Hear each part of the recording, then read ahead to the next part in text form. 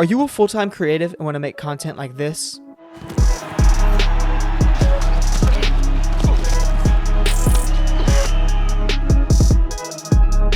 Well, I'm Kevin, and I'm a full-time photographer and creative. And I have a podcast where I answer your questions and bring on sick guests. Check out the Casually Creative Podcast. New episodes drop every Monday on Spotify and Apple Podcasts. And welcome back to episode 5 of the Casually Creative Podcast. And today we have an even more special guest to me, and it's none other than the David Sherer. Yes, sir. Thank you for having me on the Casually Creative Podcast, man. I really appreciate it. Absolutely. I've been trying to get you on for for like 2 weeks, and you just wouldn't answer my text. I was like, all right, cool. Man, and then once you saw the clips, you were like, oh, I gotta get on. I was like, I gotta be on there. You know, I was like, I saw your text, and I was trying to transition into getting settled into my new apartment and everything. And I saw you had a guest, and I was like, yeah, man, I gotta be on there. This is sick. I gotta be on there. Got to, yeah. So it's been pretty cool. We've had some decent episodes. That the first couple were a little rough, but we're getting there each episode. So how you been though, dude? So pause. Let me just explain. So if y'all don't know, me and David are really good friends. He has a clothing company, Wellborn Clothing Company, started in 2021. Yes, sir. And I've been doing all of his video and photo stuff for his social media and his website. Pretty much designed his website, pretty much. Yeah, pretty much. And so I've been helping him out a lot, and we've become really close through that. But yeah, so he's a freshman. No, not freshman in college. Yeah, freshman. Pretty much, yeah. Freshman, second semester freshman. Freshman in college right now. He was at Lander University his first semester. Then he's now at Clemson. How's that been? It seems like you've been enjoying it. Oh yeah, I've been able to see. At first I went to Lander. I enjoyed it, but I knew I didn't feel like I fit there too much. So I joined the basketball team, and I was a manager for them, and I actually really enjoyed that. I can't lie. All the guys there were really cool. They really kind of took me in, and they didn't really know me at all, and they can play, man. They're really good, and I think that's what made my time there okay. Mm-hmm. But I mean, if I wasn't doing basketball, it just really wasn't that enjoyable. Right. So me and my buddy Carter Hawkins, he went to Lander at the time.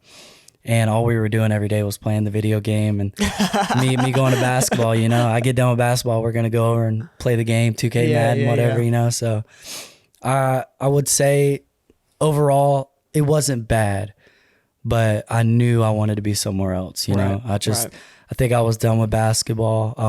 I was going to try to walk on there, but I was like, I'm just kind of done with basketball because, I love it. You know, it was super fun in high school, but I think the guys on the team in high school kind of made my experience a lot better, you know, because I created like really strong relationships with those guys, and we've been playing since we were in 6th, 7th grade, you know, so going all the way up from there, you know, Drake, Reddick, Caleb, all those guys, I mean, they really made it special for me. So when I got to college, I was like, I want to try to walk on, you know, I want to be like them, because they're playing basketball. Drake and Bird are playing at Newberry now. Okay, right. And I was like... Reddick? No, Reddick isn't either. I think he's on the same page as me, you know? Like, gotcha. I think us hooping together growing up was the fun part. Right. You know, that's what really made it super special. And, I mean, I think we all kind of had the aspiration to want to play in college, but once you get there, it's like, man, you really got to be committed. Yeah.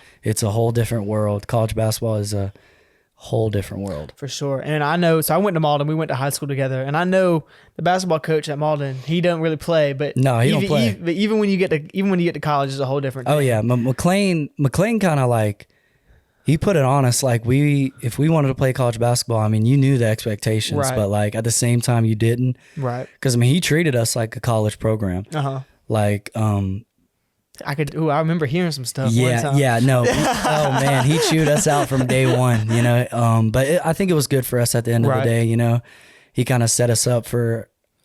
I mean, he gets a bad rep, right? As in like him being so hard on us. But I mean, sometimes you hate it, but at the end of the day, you're like, it really kind of set us up for the future because you're not really scared of much, right? You know, because I mean, the thing that you were scared of most was how practice was going to be that day. Yeah. You know, and all my Malden boys, they know it's like, man, I don't know how practice is going to be today. You know, so, but I mean, he really helped us for the future, I think, with like real life situations, like having a guy over you like that is like, I'll be fine. Like if I get a boss and he tells me something I need to do, you got to do it. You know, Right. you're just so used to it. You gotta be like that. Yeah, I remember we had a conversation one time. It might have been when we were filming the documentary. I can't remember, but I know it was around that time.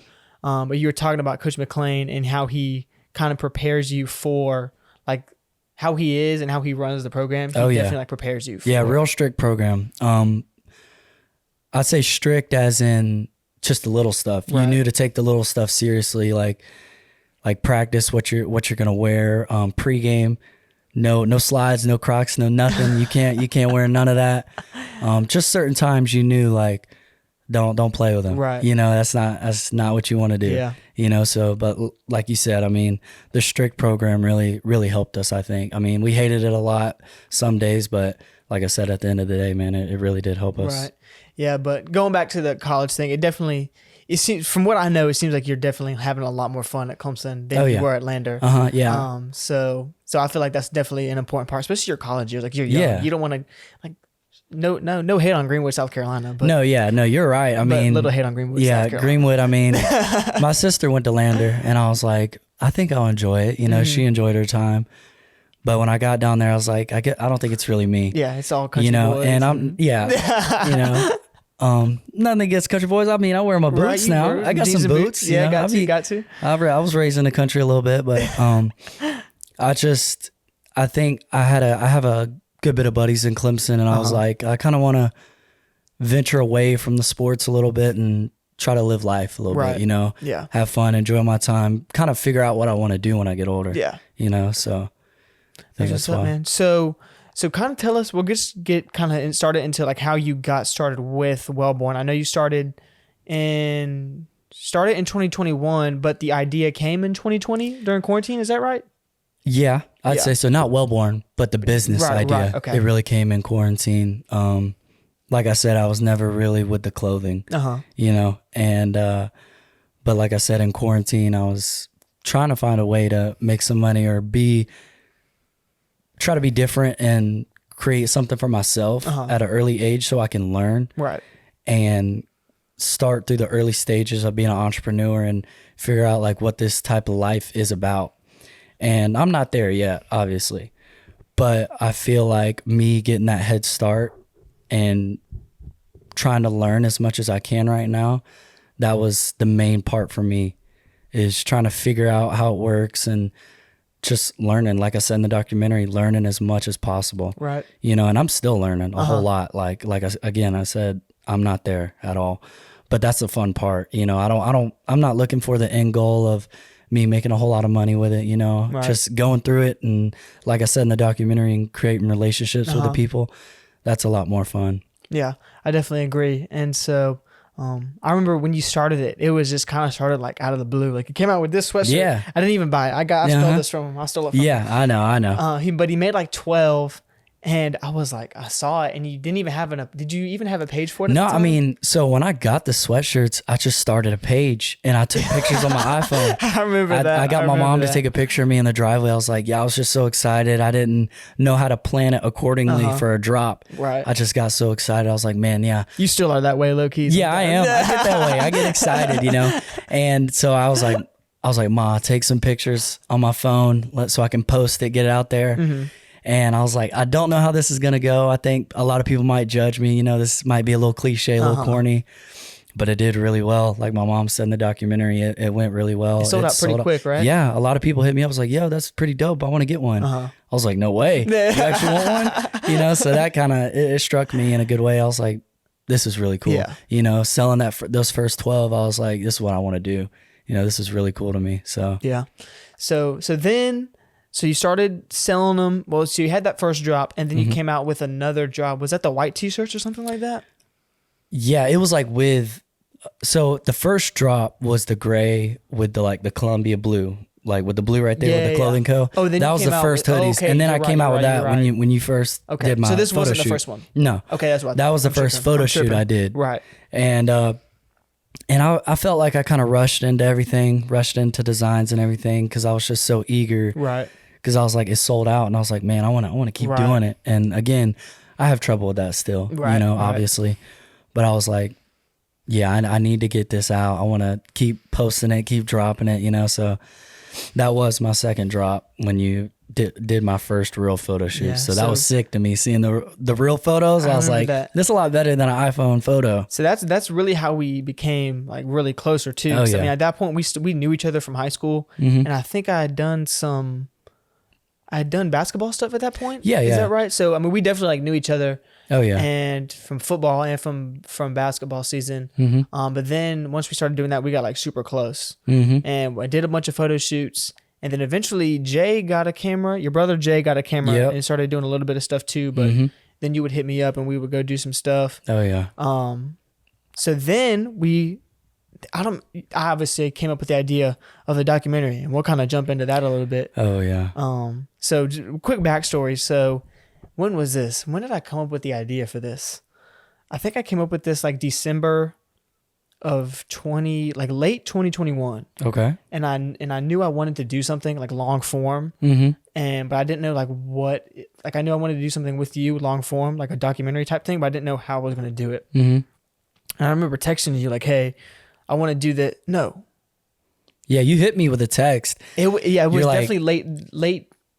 It might've been like October, November, or December, because I remember we filmed something in January for the Spirit Week, right? the Spirit Week. Yeah, you hit me with that text, and I was like, a documentary? Yeah. Man, I don't know about that. You know, I was like, I don't know if I'm to that point. I don't know if I can start a documentary, because again, it goes back to like, I felt like a lot of people were gonna like hit me with the, what is this? Yeah, right. You know, you just started a clothing brand and you're doing a documentary. You think you're all that? Yeah, and I was like, I don't want that message to come off to people. Right. You know, I just wanted it to be, I want to try something different and really try to spread the message of what I'm doing. And when you hit me with that text, I was like, at first, I was like, nah, I can't do that, man. I don't know about that. And then once I saw that you were really serious about it, I was like, all right, I'll go with it, and I'll try to make something of it. I think the thing that changed that, like maybe change your mind on it, was I wasn't gonna make it seem like, oh, you made it, like make this documentary and say like how great you are, but it was really to explain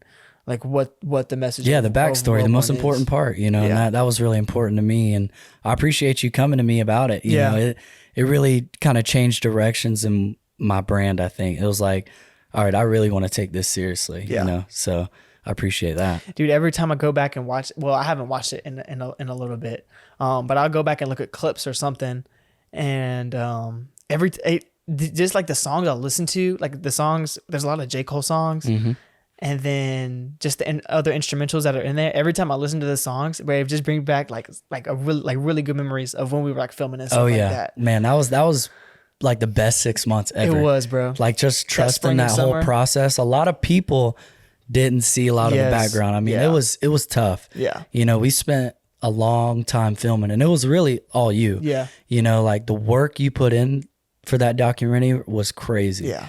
I was like, this is actually going to be insane. Like it was a lot of work. 6 months of filming all different types of scenes. A lot of stuff didn't get into it. You know, you had to work around my schedule and everything. Like, but I was working. You made it happen, man. You were working.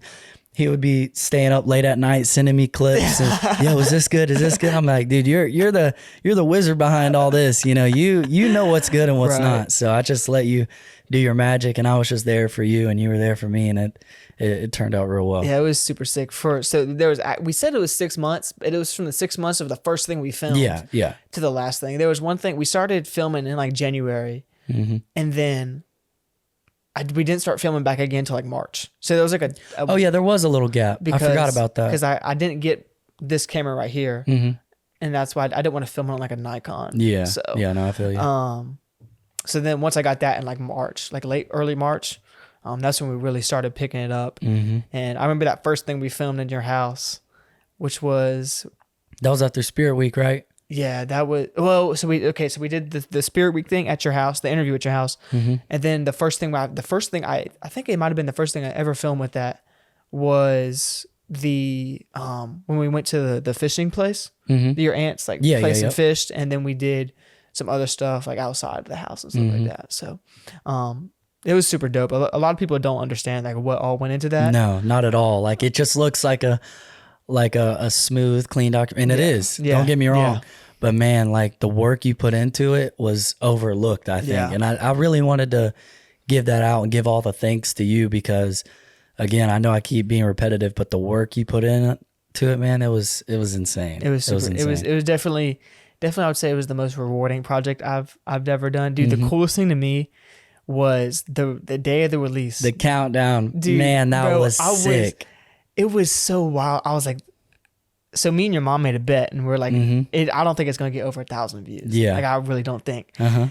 And I'm sitting there. I had a basketball. No. I was there filming like a church thing for this church in North Carolina, and I was with Caleb Kelly, and I was sitting there at like 12, like midnight, and I was sitting there like waiting, and then you could see people in the chat, the YouTube chat, and there was like 100 people in there. That was the coolest thing. Like, yo, what? And I feel like that's the most important thing, like, to me. And it was people we knew too. Yeah, people we knew. Like, and it was like, people are really like showing up to this. Yeah. And like, it's midnight and we got that many people in here on a commenting. Saturday. They're like, yo, I'm ready. The countdown 2 minutes away. Yeah. That was so insane for me and for you. Right. You know, it's like we have people that actually support it. You know, and that was the craziest thing. Yeah, and it was awesome. And a lot of it, like, a lot of them weren't like people we were like super duper close with. Yeah. I mean, there were people we knew, but it was like they don't really like hit us up or anything. No, yeah, for sure. But they saw what we were doing and were like, yo, I need to like watch that. So, yeah, that was sick. that was one of the coolest things ever. And then it ended up blowing up that next day and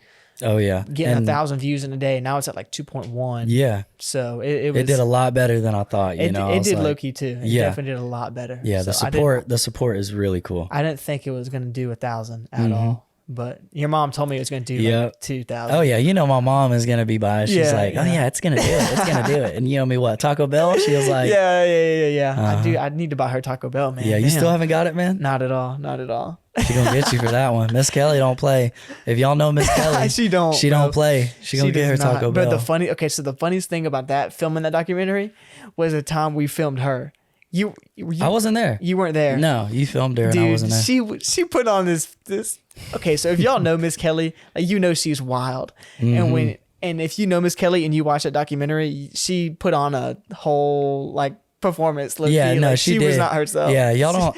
She was herself. She was. But like, again, if y'all know my mother, she had like, a filter. She's out there. You know, she'll do anything for you. If you know her and you're close to her, some of my close friends, they know that she'll do anything for you. Exactly. But like, I think it took a lot in her to be serious and sit down and actually put on that filter, like you said, and do that. So that was good for her. I was proud of her. I didn't think she was gonna be able to do it. I honestly wanted it. So the whole goal with the documentary was to make it like, okay, obviously we wanted to make you look good, but also like I wanted it to be real too. Yeah, for sure. So part of me wanted her to be like, slip out a cuss word or something like that. I know. I was like, I hope she don't. I knew she wouldn't, because she cares about the reputation about it. Right. She was like, I can't be doing all that. But if you got her raw on footage, man, she might have been out there like she usually is. But it's funny. I was not expecting her to be able to, because I told her about her doing a part, and she's like, no, I can't today. I don't want to do it. We tried for like months. Yeah, she's like, I just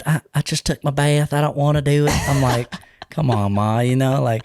And then when she finally did it and I saw her part, I was like, man, she did a lot better than I thought she was going to. She did really, really good. Yeah, and I think a super touching part of that documentary was Jay's part, which a lot of people didn't get to, because I saw the data. Not a lot of people reached the end. Yeah. But that was the thing that I think touched the most people, and I think got the most. Like I received the most messages about that, especially because a lot of people don't know your whole story with Jay. So if you kind of want to like dive into the story with Jay and how y'all met. So I mean, I wouldn't say a lot. I mean, some of my buddies like know of Jay and know like he's been around for a while, and they're like, who is that dude with you? Right. A lot of people saying you're your dad or stepdad or something. No, he's like not that. my dad or anything like that. He's my brother. And so when I was younger, I lived in an apartment complex in like the Piedmont area, and it was just me, my mom, and my sister.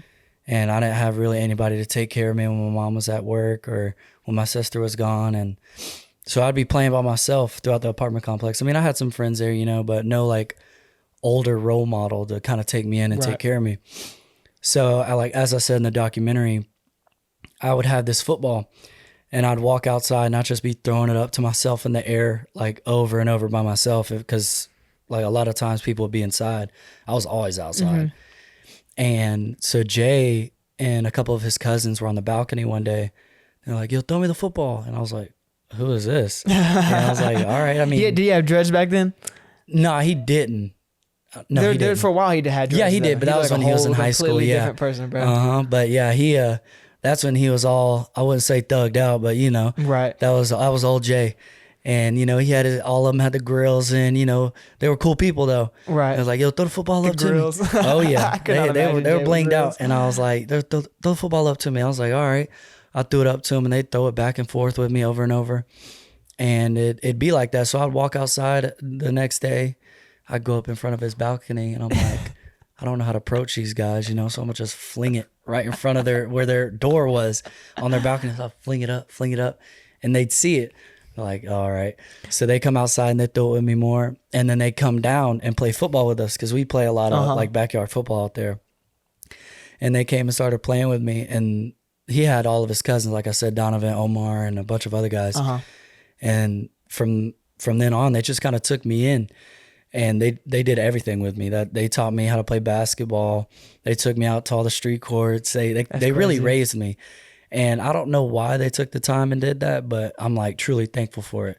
You know, and a lot of people don't know the impact that he had on me. Because I mean, at that time, I felt like I was pretty lost. I was young, but I also experienced a lot of stuff in my life, you know, with my father and everything. And it was hard, but they really were that male influence on me. And so like I said, they take me everywhere. You know, they tell my mom, be like, yo, they call me Trooper, Sheriff, because I told my last name was Sherer, and they thought it was Sheriff. So they call me Little Trooper. That's crazy. Like a trooper, Right, you know what I mean? Right. And they be like, yo, we taking Troop to the courts today, or we're taking him here and there. And it'd be this, you know, I ain't saying this in no race way. I don't judge at all. It'd be this little white dude with all these other black dudes in this group, you know, and I'm little, you know, I'm like in 3rd, 4th grade, and I'll be pulling up to the courts, you know, they're like, hey, we got next. And it's me, and they're like, he's playing? I'm like, yeah, I'm playing. You know, I was about it. I was like, yeah, I'm playing. So Did you do good when you played? Oh yeah, they set me up, man. They taught me how to play, right? And I learned from a young age. Like a lot of my boys know that I play basketball with. I like to get chippy, and I was always chippy in the games. Oh, I've seen that. You know, that's the fun part. I was just they taught me how to be like that, like playing on the street course and stuff like that. It was always chippy, you know, because you're playing against grown men, and you got to learn, like, if you want to fit in, like, you got to play. Right. You know, so they set me up for a lot of stuff. They let me shoot whenever. They said, shoot the ball over and over. And I would. I do. I was confident. I was like, all right. So, I mean, I was pretty good. Yeah. You know, they got me right, though. And so they would take me to play basketball, do all this. And I just basically lived life with them. And I got to see the other side of life that I really wasn't experienced. Because like I said, I was raised in the country. And when you get to see that type of lifestyle that a lot of people don't get to see, you know, they look on other people and they're like, they might look a little bit more rough, or they look like they came a different way. That's just how they were raised. Right. You know, that's all they know, you know, it's hard to like see that type of perspective and be like, man, these guys are really cool, you know? And I saw that growing up with them, and they took me in when I was in 3rd grade. And like I said, they raised me probably until I was in middle school, and Donovan and Omar moved back to the low country. Okay. So Jay was by himself, and I knew, like, I wouldn't say he was struggling. He's at that age where you don't really know what you want to do, and that's okay, you know? And since they left, he had to pay for everything on his own. And I was like, man, this guy just took me in. I don't like to see him like that. You know, He was going through some stuff with some deaths in the family, stuff like that, you know, going through some hard times. And I was like, I came up to my mom and I was like, Ma, you know, Jay, you know, the dude who takes care of me all the time. I was like, he ain't really got no place to stay. And I don't want him to move back. You know, I couldn't, because if he would have moved back, my whole life would have probably been different. Right. So I was like, can he move in with us, you know, just for a little bit, whatever. And she was like, I don't know. Like, that seems a little odd, you know? And I was like, yeah, I know.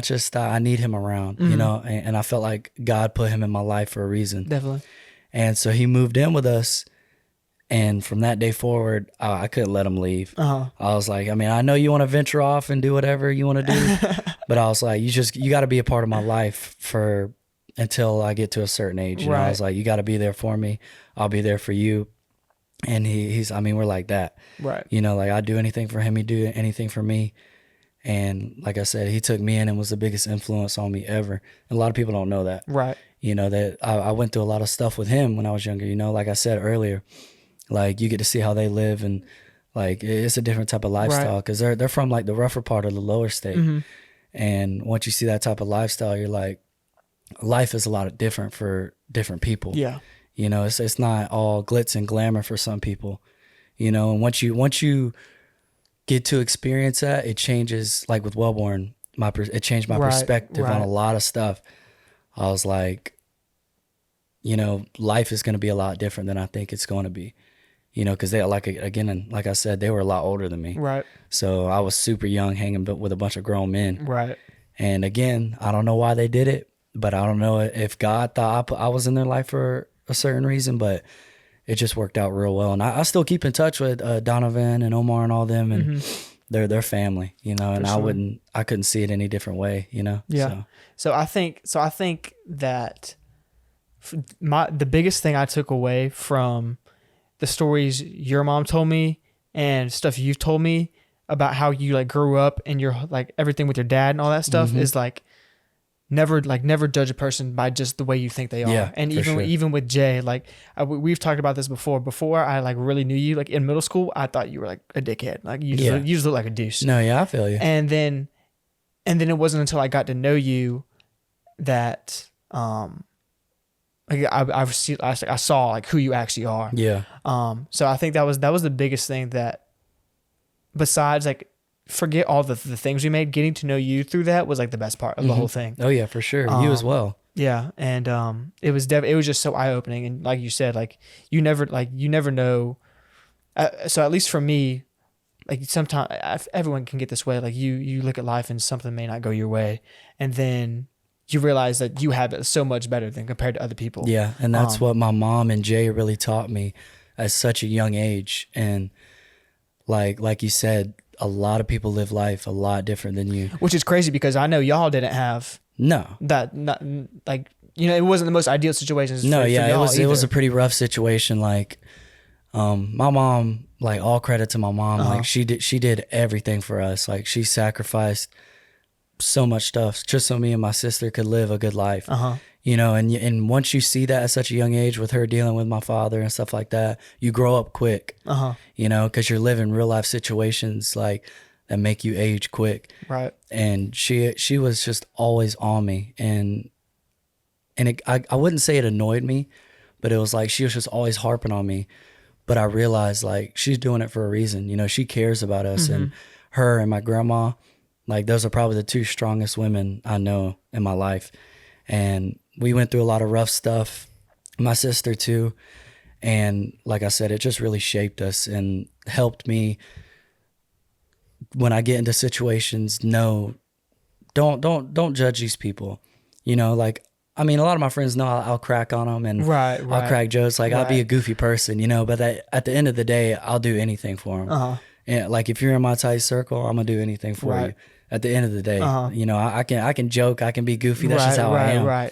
You know, but if it comes down to it, like, I'm there for you. I'll ride for you. You know, for sure. So, but yeah, that whole documentary was just amazing to make. So we'll kind of jump into the business side of Wellborn, and like, what's been your favorite part? Like, tell me your favorite part, and then tell me your least favorite part about Wellborn. Whew, that's hard. I'd say my favorite part, again, it sounds cliche, but meeting the people who are like, yo, are you Wellborn? Because it's not big. In my eyes, it's not. In a lot of people's eyes, it's not big. Right. You know, but when you have certain people that are like, oh, you do Wellborn ball, I think it's really cool. And then sometimes you don't know the people, right? Yeah. Sometimes I don't know them, and that's the best part to me. It's like, man, you know this, like you like it. Like that's really fascinating to me. And meeting people who, you know, support the message and have been following the journey since day one. It's like, that support is like so cool to me. Yeah. You know, so I say that's the best part, creating relationships with people, meeting new people who support it. That's way better than the money aspect of it, you know? Right. So, and I say the worst, I don't know if there's like a super bad thing. I say coming up with ideas. Yeah. You know, because I feel like I get drifted away, and I'm like, I feel like the designs and the colors and all that is like the hardest part. But like, I know you're about to get into tips and stuff like that. But me learning from a lot of different people, a lot of different owners, like the message of the brand is really what's going to sell. Mm-hmm. And that's my goal. Yeah. You know, so I can just slap Wellborn on it and it can be basic, but I feel like the message is what I want to sell to people. And I feel like that's the hardest part is staying disciplined with that, because you get carried away because you see all these other people and with some really dope stuff. Yeah. You know, really, really cool stuff. And it's like, man, like I feel like I'm not there. You know, like it's because like you said, the casually creative, you know, I don't see myself as a creative really. Like I don't see me being really creative with stuff. But at the same time, I feel like I have a purpose with the message. Right. And again, like I said, I just get drifted away with trying to match the coolness and the look of it and stuff. And I'm like guilty that, of telling you hard. that. I'm guilty of telling you that. Yeah, too, I mean, I want to put out really cool stuff, Right. you know, but I really want the message to be the main part, because that's what helps me reach, the majority of people that I have reached. Yeah. Because they really support the message. I mean, I'm reaching adults, kids, young kids, elderly people, because when they find out about the message, they're like, man, this is really cool. This is something I want to follow. And that's what means the most to me. Yeah. That definitely is probably the most rewarding thing, I think. And the coolest thing for me, like when my thing, I kind of experienced it like with you, or like with the same thing you do, like, oh, you're the Wellborn guy. Same thing with Katie Productions. Like there's random ass people that come up to me in the mall, and then like at schools, oh, you're Katie Productions, you're the guy who takes photos. So that's super cool. And I've seen it too. Like my hairdresser knew about Wellborn. And like that was like one of the first times I went to her. She was like, oh, the Wellborn guy. Like, yeah, I've seen that stuff. Yeah. And so like just random people who know about it. Like, who have no connection to you is wild. Yeah, it's so cool to me because again, I know I'm being repetitive about it, but I haven't made it at all. I'm still a super small business. So when people come up to me and ask me about it, it gives me that extra drive. It's like, man, I want to keep doing this, you know? People really support it, and it touches you differently when somebody like comes up to you and asks you about it. It's like you really care about it. You think it's cool, and you get like it's a weird feeling, man. It's a really cool feeling. You almost feel like a celebrity, but like you don't want to act like Hollywood. I wouldn't say. I get exactly what you mean. You know exactly what I mean. I know it's exactly what you mean. It's a really cool feeling when people like, they're like, oh, the documentary was dope. I love the message. I was like, oh, you watched this, bro? I'm like, dude, you watch this? Like, that really means a lot, you know? And I don't want to be cliche about the whole thing, and like, I'm just in it to get a name for myself or get a lot of money off of it. So when people see that and they know I'm not like that, it really means a lot. Yeah, it's super cool. So we kind of brushed on it a little bit. You obviously talked about having a name or a meaning behind the message. What other tips do you have for people who are wanting to start a clothing brand or anything? Anything. Just really, I'd say the number one tip is be yourself. You know, it doesn't matter what you do. It can be a clothing business, musician, doctor, lawyer, whatever you want to do. If that's what you really enjoy doing, don't let people stop you from doing it. Because I feel like there's a lot of young people who want to start doing something, but they feel like they'll get judged from their friends or other people. And I'm like, don't worry about that stuff. In 10 years, you might not speak to those people again. Bro, literally. So it really does not matter. At all. Whatever you want to do, just go chase it and be consistent with it, and find don't rush into it. And it's okay if you don't know what you want to do at first. I still don't really know what I want to do. I mean, I have the brand, but I mean, I want to do other things in life too, you know? Right. So find what you love and do it with a passion, because if you're doing something that you love, all the other stuff that you think that comes with it, it really doesn't. What will fulfill you while you're doing it is what we've talked about, the relationships and that satisfaction you get of people understand what you're trying to spread, and people see that you're doing what you love. That's the real fun part about it. So like I said, it doesn't matter what you do. If you love it, don't let people stop you from doing it. And it sounds cliche, right? It's but super it's hard. true. Yeah, it's hard to do what you want to do. And I say that because, again, a lot of people can be very judgmental. And it's hard to tell young people that too. Yeah, and it's hard to get that across to people because social media like really influences that of judging people, making fun of people. But I mean, I don't like that. If I see somebody starting to do something, I want to support it. You know, I think it's really dope no matter what you do. Yeah. You know, you want to be a music artist, or you want to start this certain type of business, or you want to go after being professional sports, whatever. If you want to do it, man. Right. It doesn't matter. Yeah. You know. And I kind of hit on this the last podcast, like especially in high school. Obviously, when you're in high school, everything seems like the biggest deal in the world. But and we've talked about this. Me and your mom talked about this. Like, you only talk to like 2-3 people. Oh yeah. Like I can think of maybe 5 people I still talk to from high school that I'm like really close with. Exactly. Maybe like really close with like 2 or 3. Yeah. Still talk to probably like 5 maybe. Yeah. So and it's really hard to tell young people that, but at the end of the day, especially in high school, like just do it. Like it's not gonna matter. Yeah, like, because a lot of people like in school and stuff like that, a lot of people just like program your brain to be like, be a good worker, be this, you know, don't reach out, you know, it's a big risk. Yeah. Or don't do that. Don't do like if you tell them like I love doing this and I want to pursue that as a career, it's like a lot of people won't see your vision. If you have a vision, chase it. You know, don't let these people stop you from doing what you want to do. Right. You know, but yeah, I feel like social media and school kind of programs you to try to be basic or try to follow that general path of like success, if you want to call it that. You know, like if you do this and this, you'll be fine in life. You know, but again, I'm not trying to say some cliche stuff, but you don't know if you could get tomorrow. Right. You know, so you might die and regret that you didn't get to try to do something different. You know, so did you ever like go experience that, like people hating on what you're doing or talking shit about it or whatever?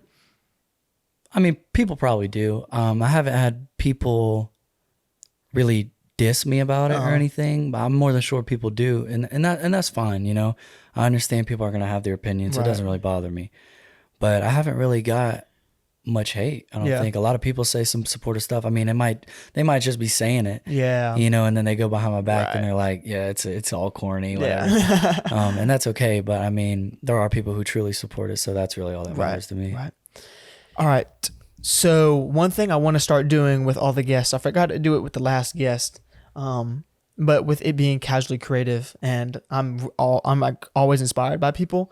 I want every guest, I always want to ask them what and who inspires them. Like what inspires them to do. I like that question. So it can either be so I want it to be one, like in your area. So it can be like another clothing line or clothing brand that you're super inspired by. And then I want it to be something else, whether that's movies, music, whatever other type of art or like artist or whatever it is. So you mean like people in my field who do the same thing? Yeah. So like clothing brands, and then one that's not in clothing brand. So it doesn't necessarily have to be someone famous that's not in clothing brand. It can be your mom, as cliche as it sounds, or whoever, like whoever it is. Okay. Or whatever it is. I'd say in my field, probably I like local, you know, so T Frank, she started the Having More Motion brand, and I really like it, and I think that's cool. And I really, I'd say she's a big influence too, you know, her and other local clothing brands in Greenville and stuff like that. I really look at their stuff a lot, and I like to see them being successful and doing stuff like that. Like I'll support it any way I can, you know. I need to buy some of their stuff, you know, but I'd say they're a big influence. But I'd say in my field as well, there's this brand called World and Vision. And they're a clothing brand. That sounds familiar. Yeah. Trevor Lawrence wore one of their shirts. Oh, I know what you're talking about. Yeah, I know exactly what you're talking about. And like that's the thing. They have, I'd say, they have some pretty cool designs, but a lot of their stuff just says World and Vision. Right. That's it. No designs.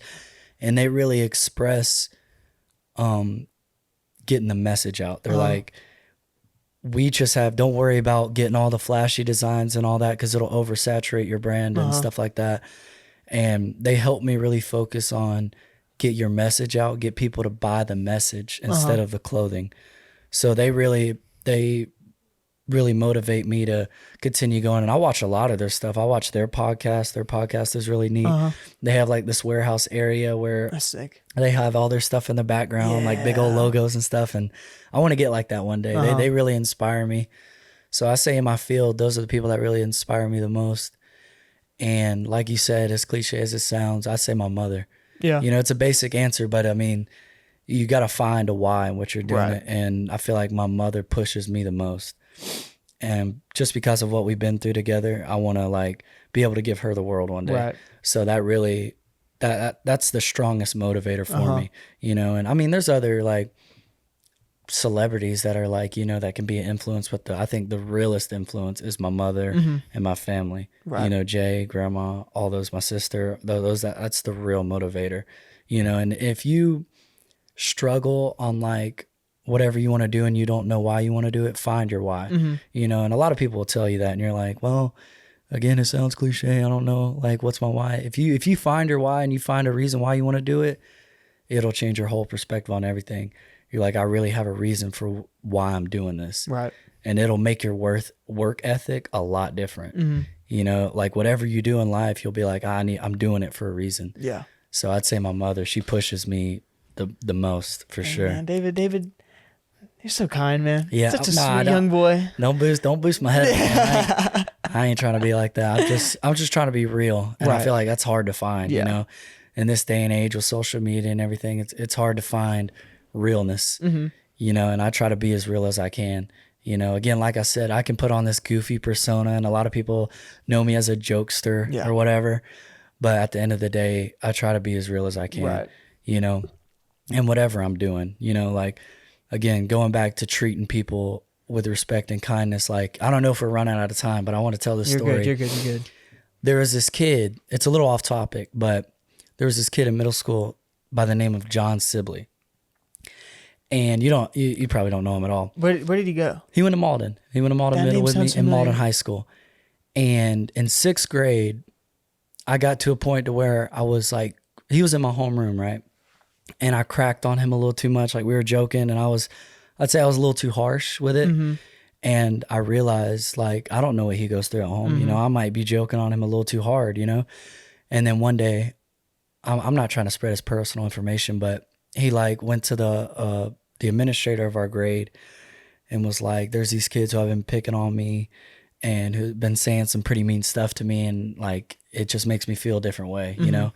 And when that happened and he told me about it, it like changed my whole perspective on how I really want to treat people. And I was like, I don't know what this kid goes through, you know? So from that day forward, John Sibley, I made him like one of my really good friends. And he was a guy like, I wouldn't really hang out with outside of school, but anytime I see him in school, I make sure I say hey to him, what's up? And we created a really special bond, like throughout middle school and throughout high school. Every time I see him, I'm like, what's up, John? He's like, what's up, David? You know? And we became really close, and it got to a point where like we were walking out for senior night and you were there taking pictures and everything. And John, he was in a band. And he'd yell from the band. He was like, oh yeah, David, you know, screaming my name and everything. And that's really special to me because it's I wouldn't say looked down upon, but like creating relationships with people who you really wouldn't think you'd talk to. Right. It really affects you. Yeah. It really affects you differently, you know? Like I created a relationship with him and I really need to talk. I want to text him and hit him up and see how he's doing. But stuff like that, I take personal, you know, now, like, I like, that's why I wish in high school I would have did it more, you know, and I tried to talk to kids who I wouldn't normally talk to. But John was a really cool friend. And I remember Brian Wynn, he was the valedictorian. And he mentioned my brand in his speech and stuff like that. Like, I just never thought that would happen. You know, a guy who's that smart and, he would be mentioning me in his valedictorian speech, which is like really cool. And it's like a really humbling thing. It's like people that you wouldn't think support you. And that really hits deep. So I think that's really cool. I know it was a little off topic, but I had to share that. That was good though. I had to share that because John Sibley, he's a really good guy at heart. And I really support him and I hope he's doing well. Yeah. Really, you know, cause he was a good friend of mine. And anytime I'd see him, I try to speak to him or be nice to him. So shout out to John. Yeah, man, that's crazy that even after all that, like in middle school, like I don't know how deep it went, but cracking jokes at him, he was like still like wanted to be friends with you after that, which is crazy. Exactly. Like, so, which just goes to show how he is as a person. Oh yeah, I don't even know him. Exactly. But. So that really touched me, you know. So, but that I feel like. I mean, I tried to do that like when I was younger, like when I was in elementary school. I don't know if we're going over time. Sorry, man. You're good. But it happened. There was this kid who was in my 3rd grade class. And again, this is all because of my mom. And she preached this type of knowledge to me. He had really bad anger management problems. And a lot of people would like laugh at that and think it's super funny. You know, he'd flip over desk, get mad at the teacher, like some bizarre stuff. And it's like people would just laugh at him, make fun of him. And I was like, I kind of want to go at the situation differently and try to talk to him because, like I said, you don't know a lot of these people go through. And you taking the time to speak to these type of people can really touch them. And it got to a point where he come into class every day. His book bag was all tore up. He never had any school supplies. And I was talking to him and created a relationship with him. And I was the only one who could ever calm him down and stuff like that. So I asked my mom.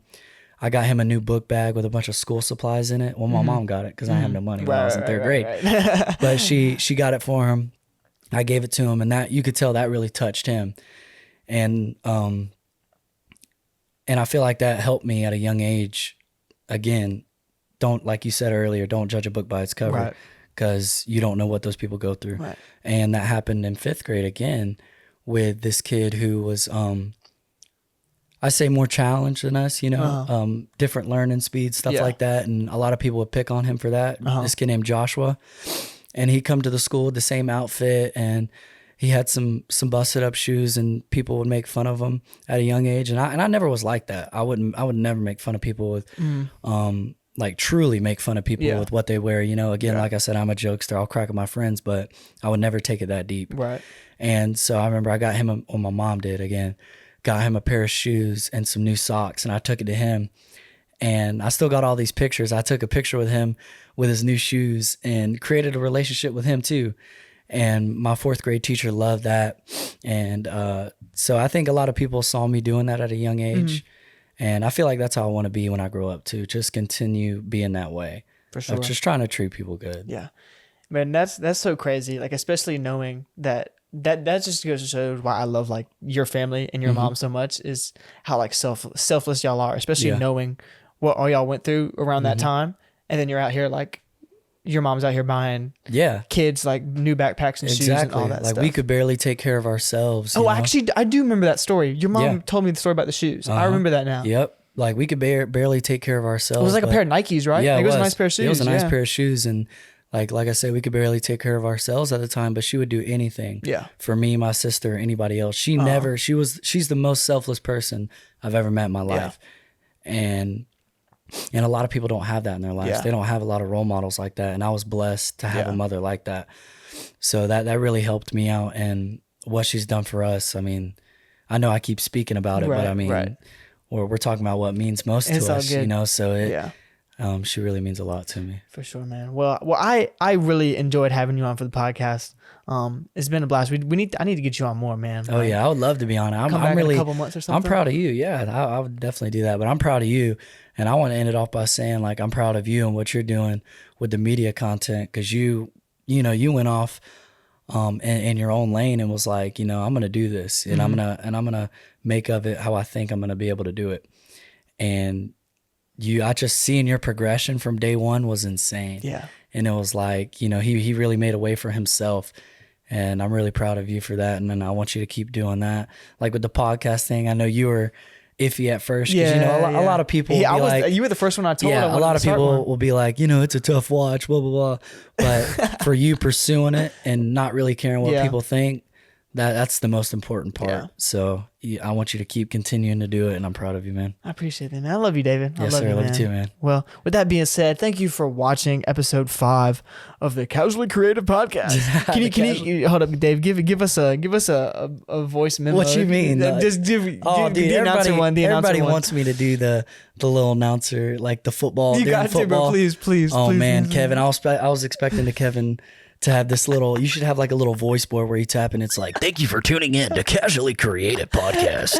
I could buy that. That's hella expensive. Oh yeah. We're not That'd be there yet. dope. That'd be dope. One day though. But yeah, I appreciate you having me on, Kev. It really means a man. lot. Thank you, man. For sure, man. Well, again, if you have any topics you want me to cover on the podcast, please answer. I think there's just like something you can answer on Spotify, like a question answer box or something, or you can DM me on any of my social media accounts at Casually Creative Pod, at Casually Creative Podcast or Pod or something like that. Just DM me on my personal account too, at KD Productions. And I'm thinking about starting episodes Mondays and Thursdays. Thursdays might be just me, and then Mondays will be with a guest. I'm not completely sure if I'm going to do that yet. And it might not be every Thursday that I post, but having to wait once a week to post is kind of killing me right now. And because I just get something out and I want to post it right away. So might be posting on Thursdays too. Stay tuned for that. But again, thank y'all for listening, and I will see y'all next week. Peace. Damn.